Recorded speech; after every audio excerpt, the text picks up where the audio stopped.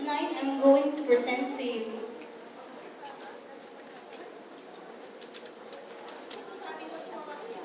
the 8th Millennium Developmental Goal, goal number 8, which is creating a global partnership for development.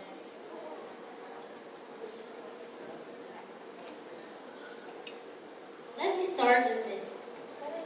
The rise of the 8th Millennium Developmental Goal as part of the United Nations Millennium Declaration in 2000 has given hope and a holistic strategy for the world to meet its developmental needs by 2015. And that is the target year for all the 8 Millennium Developmental Goals to be realized. Now, this significantly implies that every state has a set of obligations to the global community to meet. And when I say every state, I am particularly referring to the 193 member states of the United Nations. United Nations, this is a symbol of the United Nations. Why put the United Nations? Because the United Nations plays a very significant role in international development. As we know, the United Nations, as an international organization, aims to promote and facilitate, number one, international laws, international security, social progress, human rights, civil rights, what else?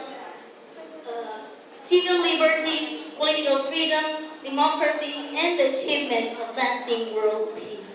As I was saying, every state has a responsibility or obligation for the global community to meet. And these countries who have achieved these goals also have an obligation to help those who have not. Now, this is the concept of the 8th Millennium Developmental Goal is all about, to create a global partnership for development. To better understand this concept, let me define to you first developing country from a developed country. A developing country, this is a nation with a low living standards or underdeveloped industrial base. And or basically, it is a poor country and they have low economy. Okay, so the developed country, this is the sovereign state with a high developed economy. As you can see, this is the image representing the developing country, and this, the hand forming a sphere. It is the commitment of the developed country to help the developing country meet these goals. Now, truth of the matter is, it is impossible to meet the first 7 millennium developmental goals without meeting first the 8th millennium developmental goal. Why? Now, can anyone, okay, let's go back to the first 7 millennium developmental goals. Think of poverty, hunger, poor health conditions, other social, environmental issues, the increased maternal and child mortality rate. Now, can anyone imagine a single entity having all the capacity to solve all these enormous problems? No. Not even the United Nations alone can solve all these problems. So what then do we need? We then need to continuously develop a global partnership. Okay? So this poster now displays the targets of the number 8 goal, which is create a global partnership for development. Okay, let's start with free trade. Now, free trade is symbolized by its products and also its buildings. Okay.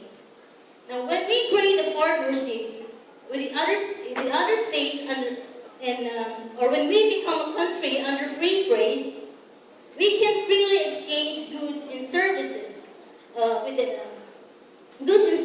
other countries without import quotas or tariffs, thus encouraging or gaining economic advantage. And in most countries also, industrialization, transportation, multinational corporations, and other outsourcing is all part of the international trade system. And under free trade, we have the Global Business Organization. Now, when we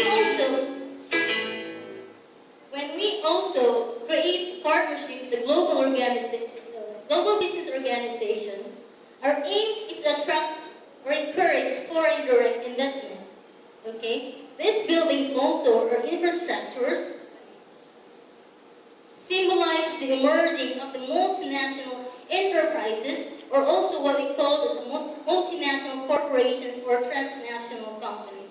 Now, these companies operate in the wide market, or the production is in the approach is worldwide, and they have also companies from other countries.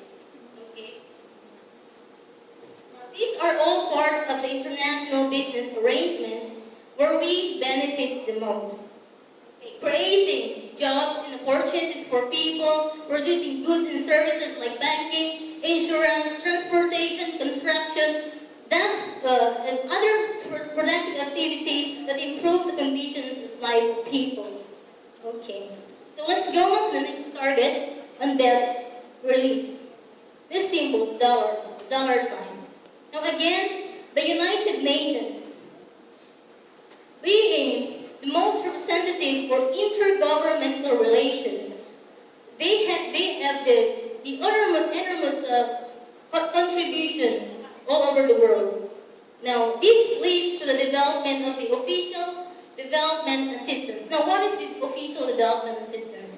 Actually, the member states of the United Nations, they have agreed to give its 0.7% of the gross national income to this official development assistance, and most of these contributions are provided to these poor countries to help them pay their debt.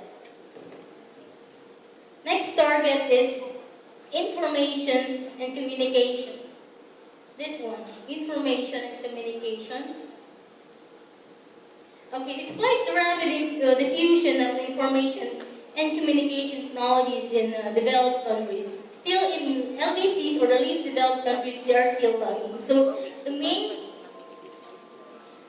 main goal is to develop also partnership to improve the internet access, what else? Mobile access, and okay. Let's go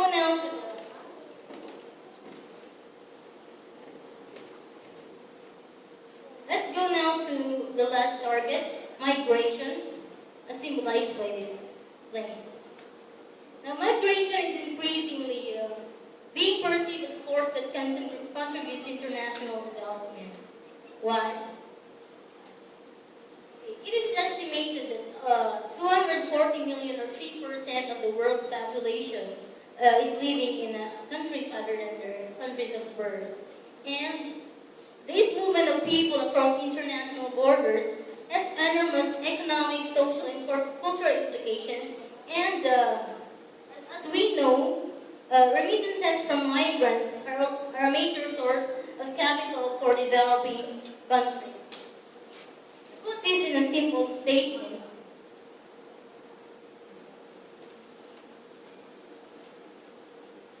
if we want to live a better life, we should help ourselves to start acting on our goals. We are responsible of what we can become, and other people are very willing to help us improve our lives, then we must also be very willing to learn from them and accept some changes. That's all.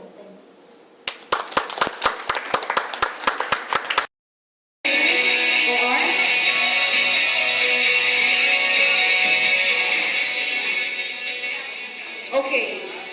For the second prize, may we call on Madam Lina Dime to assist in giving the award for the second place.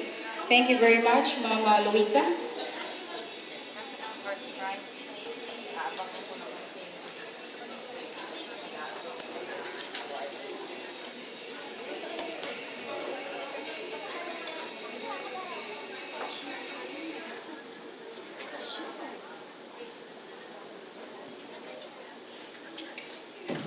Okay, for the second prize or second place for the poster making contest goes to inpatient or OPD?